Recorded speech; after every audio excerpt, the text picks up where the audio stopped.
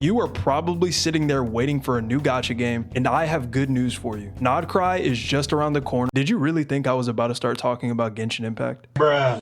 Anyways, we've recently gotten gameplay reveals from Azure Premilia and a trailer from Duet Night Abyss, and I think there's a lot to look forward to. I'm still gonna cope with Infield too. I still feel like it could be pretty good. Wuthering Waves really hasn't been challenged lately to their throne, so as a fan of WUA, you should want these two new titles to be spectacular. Azure Premilia looks like something that could grab a greater portion of this Genshin audience than Wuthering Waves did, as the overall aesthetic heavily resembles Genshin Impact. Oh, never mind, the whole flight thing might be a turnoff. They should add a stamina bar and we'd be in business. Aside from the fact that this isn't optimized very well yet, I'm glad we're catching up with the times and making flight a bare minimum for open world exploration, or at least some form of fast movement across these environments. I hope to see an open world where there's live events happening, or at least keep the space filled so we're not just flying past gorgeous looking grass in 4K. Azure Premilia can really get a one-up on WUA, but specifically Genshin, as I see that being its main competition. What about the combat? This is a place where this game can capture a more casual audience that does not like convoluted combat mechanics. Not me though, y'all know how good I am at Gacha. Now I have heard about the recent combat fatigue going on, where people have pointed out the fact that this is the same 3 to 4 man team rotation system where you most likely spam skill and ultimates. It even has the sort of echo skill, I guess you could say, although it looks a bit clunkier. So I think that the phantom echoes from Wuthering Waves have the one up here. Something like Arsenosa or Capitanius, because they don't interrupt the flow of combat. While Lugia on Ozempic here looks sick, I think grabbing the camera and shifting it over to catch this aura farm angle isn't going to be a smooth enough transition when you're actually playing in the game. Think about using the Thundering Mephis back in the day where you're just teleporting all over the place. You should be the one in control of your character. The combat besides that looks fine, and it definitely has a nice aesthetic, so I do not think that this will be an issue, because one, people will give this game a try regardless, and two, who hasn't played Pokemon? Look here, we even have Oshawott, Tepig, and Snivy. This will easily be this game's biggest selling point. Wait, oh shit. Unfortunately, Game Freak might sue this dev company and put their families into generational debt before this product even sees the light of day, because they're violently insecure about their shitty track record over the past 10 years. It takes a little bit of talent to throw away such a beloved title year after year, don't you think? Aside from the obvious similarities to Pokemon, I actually think that Azure Premilia has a lot more similarities to Palworld, where you aren't just forcing your domesticated animals into combat, but you are also allocating resources to manufacture a home base and force your mutant friends to work for no pay. Okay, maybe I could have worded that differently, but we're just gonna go with that. Even if the open world were to be barren, then these sort of farming mechanics that can make you build towards something can keep you occupied outside of just running around because you spent $400 on a character and don't know what to do now. There's even monster collecting to do in the open world, which, depending on how they go about this, if there's, let's say, hundreds of these things, for example, and you got a reward for collecting them all, that would be a really good idea. Who's that Pokemon? It's Pikachu! It's a Saurian. The only concern I have is that it looks like the capturing devices here are a resource, meaning they could do something evil and just monetize these things, especially if the only reliable way to catch these monsters is through these gold cards. This is what holds most gacha games back, because they focus too much on the monetary side of things and end up locking certain quality of life features behind a paywall. Okay, what's going on here? This unit is no taller than 2 feet.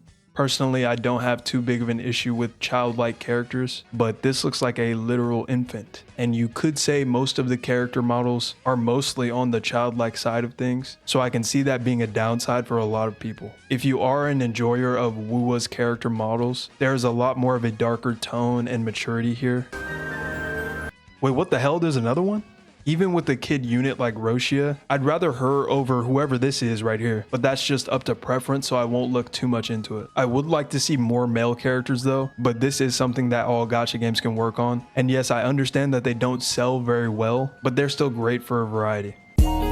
Oh, I was itching to make another Gion edit, but I won't do that, don't worry. All in all, I think that Azure Premilia has a lot of potential, but there is a title that has more potential to grab some of this Wuthering Waves audience in Duet Night Abyss. Just like the name states, you actually play through this game through the eyes of two different protagonists, which is already something fairly unique. But the main thing that I would like to highlight about this upcoming title is the fact that there is a guarantee on the character banner when pulling for your first limited character. So just like we have seen Wuthering Waves cut out the 50-50 on the weapon banner from a mainstream gacha game, hopefully Duet Night Abyss can live up to the hype and be something of the same quality while offering a guaranteed limited 5-star. The only thing we would be missing out on at that point is the rage clips. The way you move, the way you feel. One kiss is all it takes. Falling in love with me. But I'll take that trade to lose the headache of saving for 2 patches in a row and losing the Ling Yang.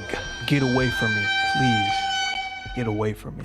Who even likes these little toothpicks he stands on? Like, even aside from the gacha system, this game looks incredible. So as long as the story is decent and the resource gain is as good as I think it will be, then Duet Night Abyss is already off to a great start in my eyes just from that, because those are 2 of the most important things I look for in a gacha. Now with the new reveals, I will admit that I think both of these titles are looking better than Arknights Enfield at the moment.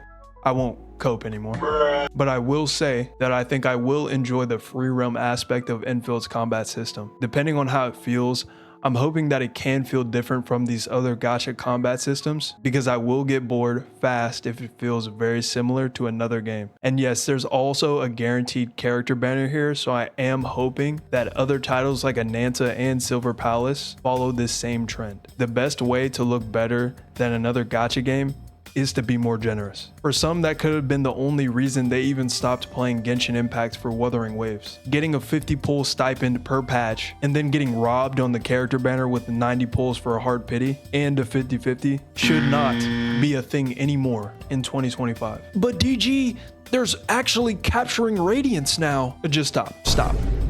Anyways, if the story in Enfield is good, that's also a plus, because we all know that gacha stories have a ton of room to improve, and I am going to trust them to realize that a skip button is mandatory. Or you know what, if you want to capture a certain audience, you can go ahead and just pass on that skip button and make it a part of your advertising campaign. Azure Premilia, Duet Night Abyss, Arknights Enfield, and more have a lot of potential to give you a better product than what you have right now, or even be something that you were waiting for because nothing interests you currently. The main thing is trying to be unique within these combat systems as much as possible, and having something to do with these beautiful open worlds, or something to work for outside of just endgame content. Although if any of these games want to make better endgame content than what the space has to offer currently, that would be a huge plus, because let's face it, endgame is very important no matter what you think about it, even if you are a casual player, because the most invested players within any of these games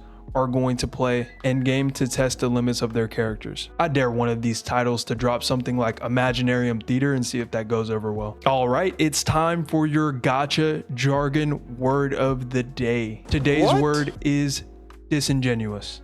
Not candid or sincere, typically by pretending that one knows less about something than one really does. I see this word being spammed like Maharaga, so if you didn't know what it meant, Professor DG was glad to educate you. Now, can you think of anyone who is disingenuous? Thank you for watching this far if you have, and no, I didn't forget this time. You look cute today. Peace.